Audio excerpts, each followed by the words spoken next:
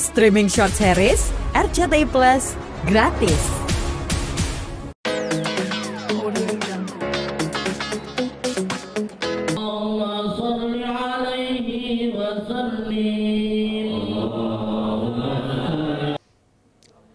Alhamdulillah sih Bapak sebenarnya tidak sakit ya dengan berpulangnya Bapak itu, karena Bapak tuh jatuh. Sebelumnya memang jatuh terus, cuma tidak separah yang sampai akhirnya masuk ke rumah sakit ICU, tidak sadarkan diri gitu kan. Bapak aku itu orangnya aktif, udah sepuh, itu nggak bisa diam, maksudnya maunya jalan ya ke sana kemari gitu kan. Habis duduk itu bangun lagi. Dulu mungkin kita nggak sadar beliau tuh seperti itu karena tidak perlu bantuan ya untuk bangun dari menidurkan di bangku sofa ya, menidurkan di bangku sofa, terus baru berapa detik ya, atau mungkin berapa second, atau mungkin ada yang berapa second gitu kan. Artinya gini, nggak sampai 1 menit atau setengah menit minta dibangunkan lagi, untuk jalan lagi, selalu begitu. Jadi bapak aku tuh luar biasa aktifnya, dan bapak tidak mempunyai penyakit yang serius. Ya alhamdulillah ya, beliau tuh sehat walafiat. Hanya saja memang sudah berapa kali jatuh sampai dapat jahitan 5, jahitan 4 gitu kan. Jatuh lagi gitu kan. Dan itu adalah jatuh yang luar biasa. Ini belum, aku nggak ngomong yang jatuh kecil-kecil ya, yang jatuh kepleset maksudnya blorot dari tempat tidur lah atau apalah. Nah, dan itu masih menurut kami, walaupun itu mengkhawatirkan, tapi dibanding yang kemarin itu yang kecil-kecil, jatuh yang kecil ya. Itu yang terdahsyat adalah yang kemarin, yang membuat aku shock, yang membuat aku hampir mau pingsan ya, karena aku dengar sendiri jatuhnya kencang sekali, dan aku yang melihat pertama kali bunyi apa itu gitu.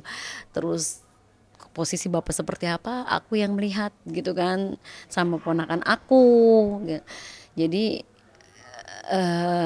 ya kebayang banget lah pastinya ya, aku sedih dan nggak menyangka sampai terlepas dari pengawasan, karena kan keluarga juga lagi pada kumpul, aku juga sudah istilahnya apa ya, mempercayakan mungkin ada yang jaga gitu kan. Terus juga kadang kalau memang nggak ada yang jaga tuh, kalau memang ada aku yang jagain, nggak terlalu mengandalkan yang menjaga juga. Ya kan banyak orang di sini ya. Kadang-kadang yang jagain bapak juga suka lepas karena memang ada anaknya gitu, ada cucunya. Seperti itulah. Terus pada saat kemarin itu posisi bapak sama aku berdekatan, hanya beda tembok saja. Pada saat aku sedang ada di ruang tamu, menuju ruang tamu pun dari ruang tengah sini, dari ruang TV ke ruang tamu untuk ngambil video ya, mengambil video untuk ya testimoni lah, namanya aku kan suka banyak ada yang minta video. Ya udah ayo kita buatlah di ruang tamu. Kita lagi buat itu, gak ada orang di ruang makan. Ya di ruang makan sepi. Ya aku kan ya selayaknya ngambil video take two ya gitu ya, mau ponakan udah ngalir aja, kata ponakan, ntar diedit segala macam gitu. Ya udah seperti itu, sampai kita ya yang di ruang tamu juga yang di ruang tengah juga banyak berkumpul juga bercengkrama. Dan bapak ternyata itu jalan dari sini menuju mau ke kamar kayaknya. Biasa kan bapak aku itu suka lihat-lihat meja makan, terus meja minibar gitu di kitchen gitu kan. Terus kalau ada aku atau kadang ada anak-anak, ada cucu, kalau sesuatu yang dia mau raih susah diambilin, atau mungkin kadang kalau ada aku suka rapi-rapi, orangnya nggak bisa diem, aktif banget. Meja makan misal udah rapi, dirapihin lagi. Sampai aku bilang mau ngapain, aku bilang gitu. Sudah rapi loh, aku bilang gitu. Oh iya gitu. Jadi sangat apa ya, aktif banget. Terus Nah setelah itu bapak menuju ke mau ke kamar ya, ke kamar. Katanya orang teman cucu ponak ya cucunya lah, cucu mantu cucu tuh katanya sempet, biasa kan bapak memang kalau megang walker kan, sudah megang tongkat walker gitu suka nengok ke belakang, ketawa-ketawa gitu, sempet ketawa emang, dan itu memang kebiasaan beliau. Kadang-kadang suka nengok gitu tawa kita ada bang ngeledekin malahan cucunya, kung dadah suka ngeliat, nah karena ciluk bat suka gitu-gitulah, namanya juga ada cucu banyak lah, cucu ada ponakan lagi pada kumpul, terus ada anak-anaknya, sampai cicitnya ada deh belum pulang juga deh kalau nggak salah. Dan jadi pada saat itu aku bunyi gejedak kencang sekali, itu aku kaget, astagfirullahaladzim apa itu, ya itu bapak aku di ruang makan, kan ada mbak meja marmer, ya itu luar biasa. Aku sih nggak kuat ya pasti kalau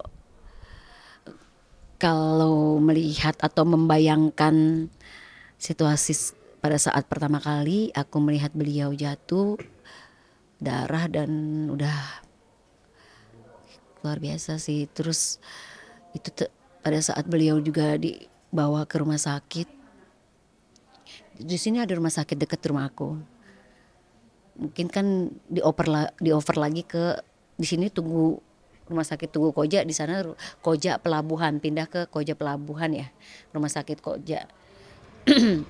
Akhirnya pindah ke sana, dijahit, terus jahit, akhirnya dapat jahitan berapa, padahal udah ini ya, apa namanya itu, jahitan di kepala tuh udah banyak, tapi karena yang ini jatuhnya sangat keras dan tidak sadarkan diri, aku khawatir dong. Aku tuh nggak bisa tidur. Mau tidur bagaimana? Orang tua sedang jatuh parah seperti itu. Akhirnya aku putuskan daripada aku nggak bisa tidur, sambil aku menunggu, maksudnya ya sambil menunggu kan yang bawa bapak tuh orang rumah ART RT aku kan ada cowok satu sama eh, cucunya kan udah besar semua, udah pada bujang, udah ada yang nikah juga, jadi biasa mereka yang bantuin tidur juga, jagain. Semenjak beliau jatuh, almarhum jatuh terus tuh aku suruh jagain. Terus aku tuh pada malam itu aku tidak bisa tidur, aku putuskan untuk ayo kita ke rumah sakit sampai pagi. Aku seharian nggak tidur, Hanan khawatir bagaimana keadaan bapak. Aku jaga di sana, akhirnya nggak kuat, sambil nunggu informasi ya aku pulang, tidur jam 5 pagi. Baru bisa tidur jam 5 pagi, sampai rumah jam berapa ya, pulang tuh jam 3-an deh, setengah 4 pagi, baru tidur jam 5 pagi. Udah tertidur sebentar bangun lagi ya, karena kan kaget kepingin tahu kabarnya bapak ya.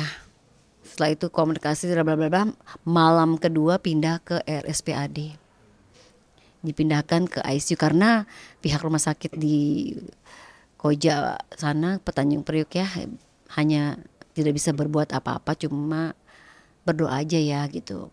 Ternyata kan di sini nih jatuhnya kena pembuluh darahnya, jadi ada cairan yang harus diambil gitu kan.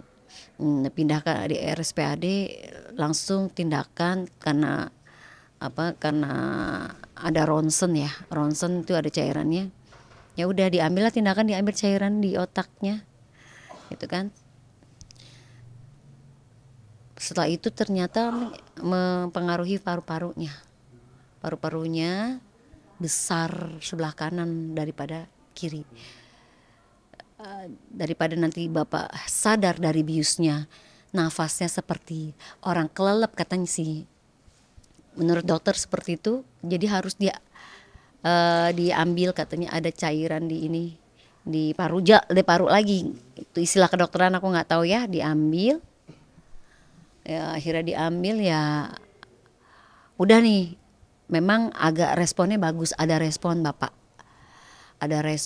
terus pasang ventilator, pasang semuanya udah, dari pasang sebelah kanan ada di sini, di mulut juga ada, sebelah kiri ada ya, kayaknya nggak ada.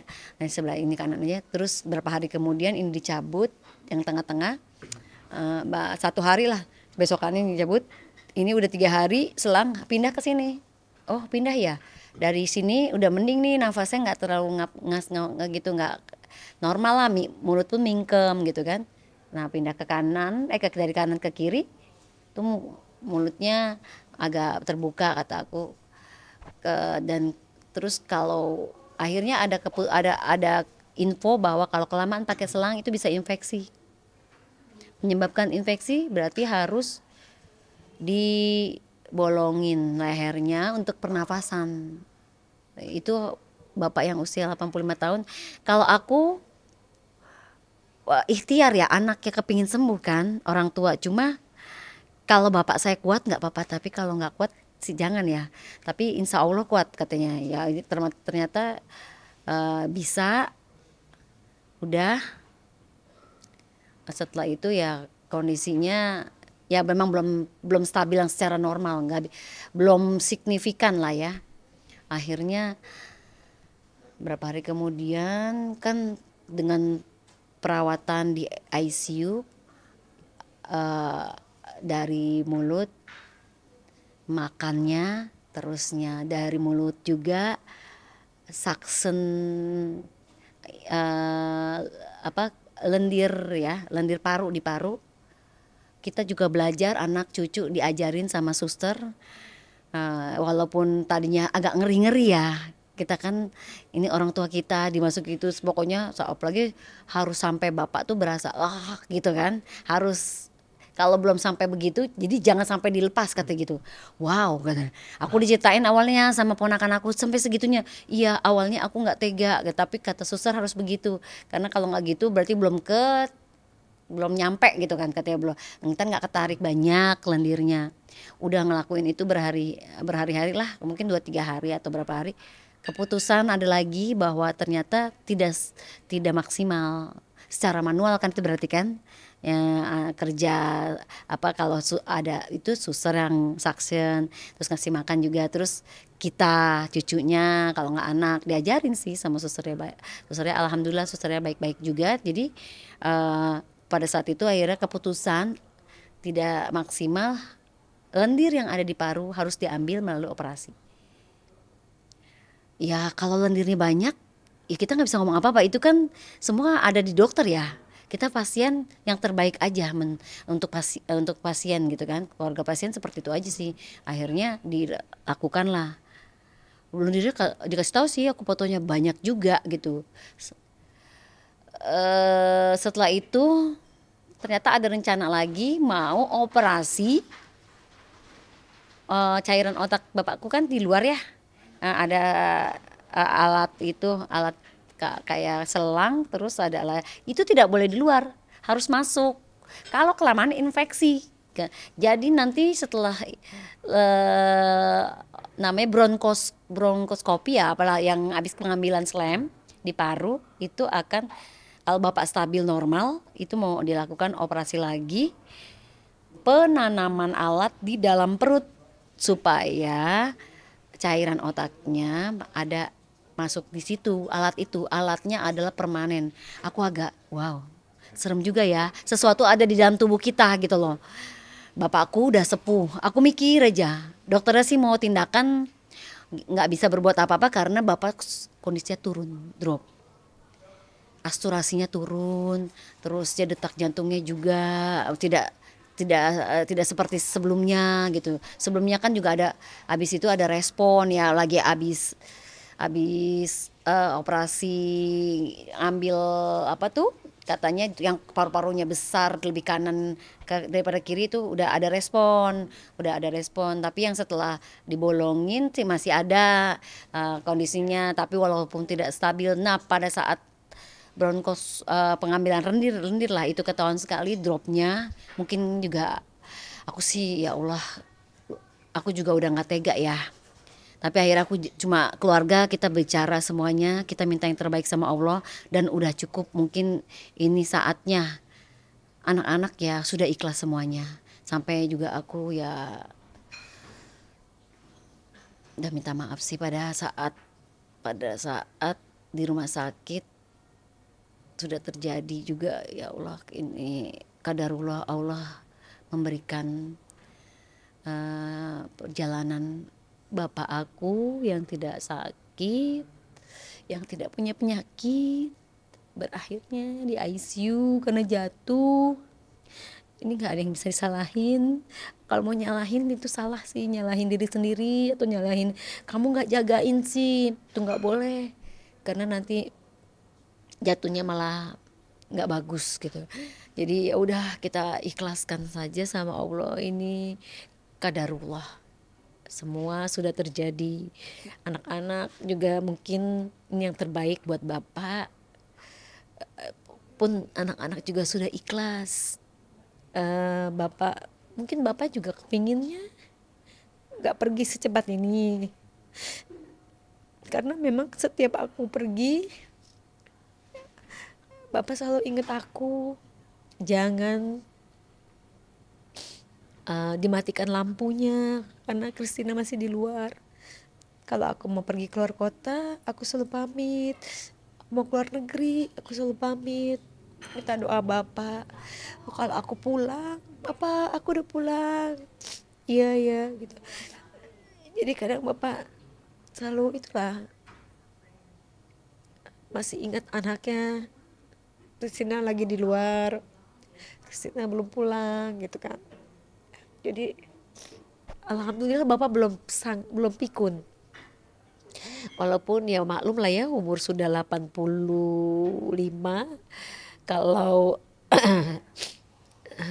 kalau beliau cuma lupanya tuh kalau sudah makan.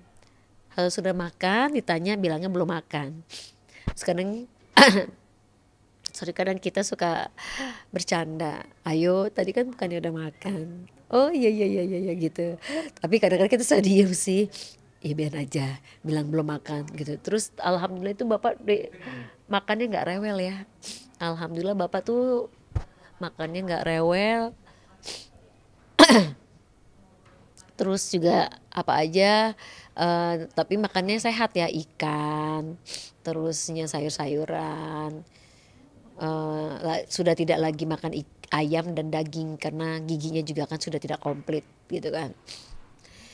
Tapi masih bisa makan kerupuk kecil, kerupuk yang garing-garing lah ya, yang tipis-tipis tidak tebal-tebal gitu. Kemarin juga kan sudah ketemu sama teman-teman aku kayak Mbak Yuni Sara, Kak Cutyanti. Itu kalau main ke rumah aku selalu pengen ketemu sama bapak. Kalau Kak Cutyanti tuh teringat papahnya gitu. Kalau memang kalau Mbak Yuni kan Mbak Yuni, Krisdayanti kalau ke rumah tuh kenal dekat sama keluarga aku ya. Jadi mereka tuh beliau-beliau tuh harus selalu nyapa, ingat, bahkan sampai inget gak Yuni Sara itu masih bercandaan gitu. Makanya denger bapak itu mungkin pada kaget ya, kayak Poati, Asti Ananta itu mereka baru ketemu bapak. Kayak kaget makanya dengar kabar seperti ini. Itu masih ketawa-ketawa, terus suka ngobrol kalau berjumpa. Jadi ya kayak mimpi sih. Mimpi kemarin baru bercanda, suka bercanda gitu sama cucunya, bermain sama cucunya gitu. Terus baru juga aku ngajakin anak-anaknya ngetes bapak ya. Bapak ini kan sudah berapa lama nggak mau kalau diajak keluar, maksudnya kita suka kepingin yuk jalan-jalan yuk tamasya gitu kan.